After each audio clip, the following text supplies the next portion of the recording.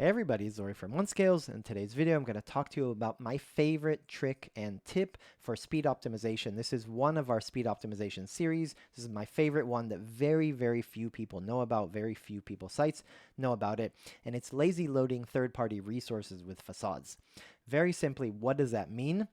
When you have heavy things on your website, for example, a YouTube video is very heavy, or you have a live chat, or some kind of script or marketing thing, or pop-ups, or whatever it might be, you actually should only load them when you need to. If you always load it when the page loads, but your YouTube video, for example, is on the bottom of the page, it slows down everything.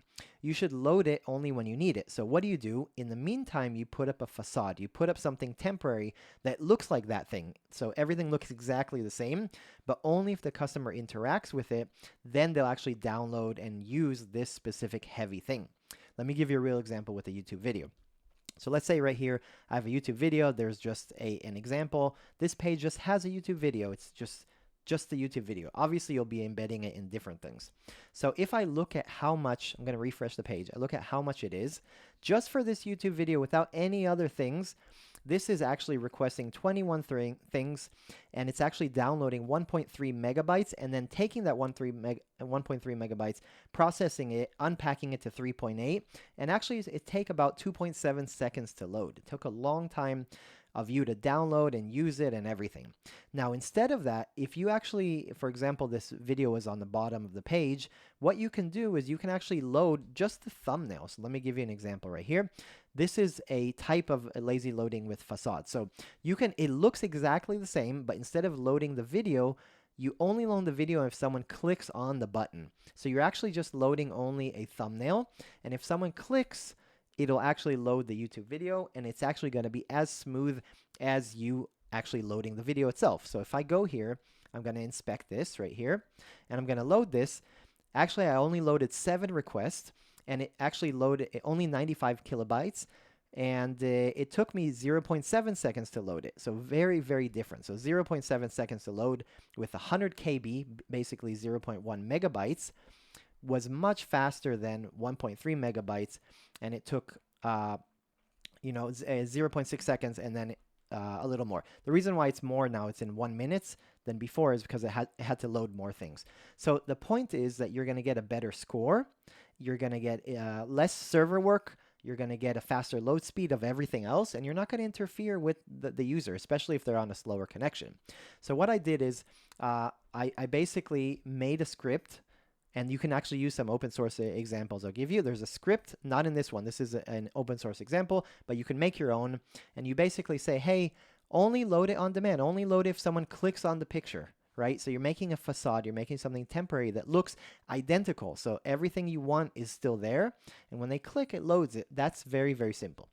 So Google has a resource for some common things. There's some open source projects you can actually reference and use it.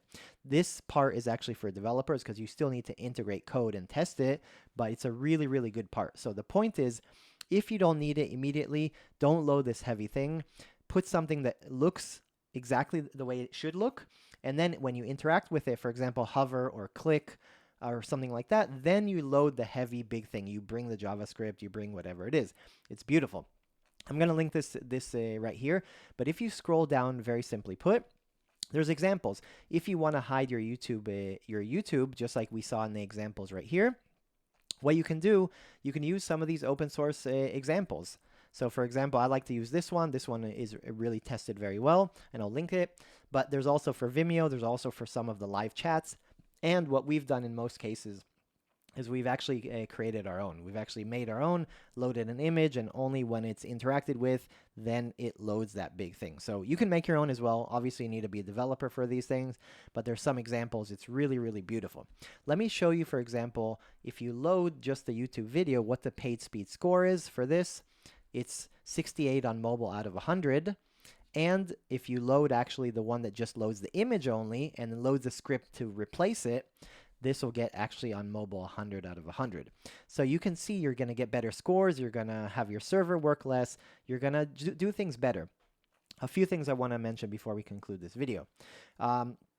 Number one, obviously do your own research. Test out the things. You need to make sure you're not breaking something if you use an open source code, just like one of these, but make sure you test it. The second thing is there are some downsides to this. So this may not fit every single facade for every single everything. For example, YouTube videos are really, really good candidate for this because there's very little downsides. One of the downsides I can think about for hiding a YouTube video is maybe your SEO might be different because Google will not see that there's a YouTube video embedded on the page. That might affect your SEO in some way, that may or may not.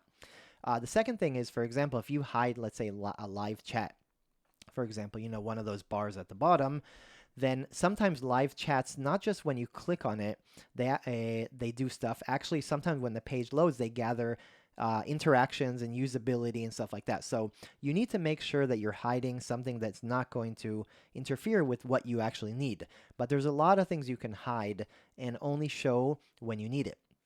That's basically it. If you have any questions about making a facade, any custom code, any ideas, you're not sure what to do, you're not sure what we're talking about, I talk too fast, you want to go in more detail, let us know. OneScales is for this.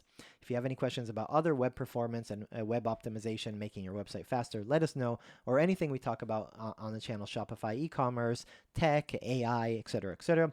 Let us know, and we'll be happy to help you with the comments on onescales.com, on Twitter, on LinkedIn, etc.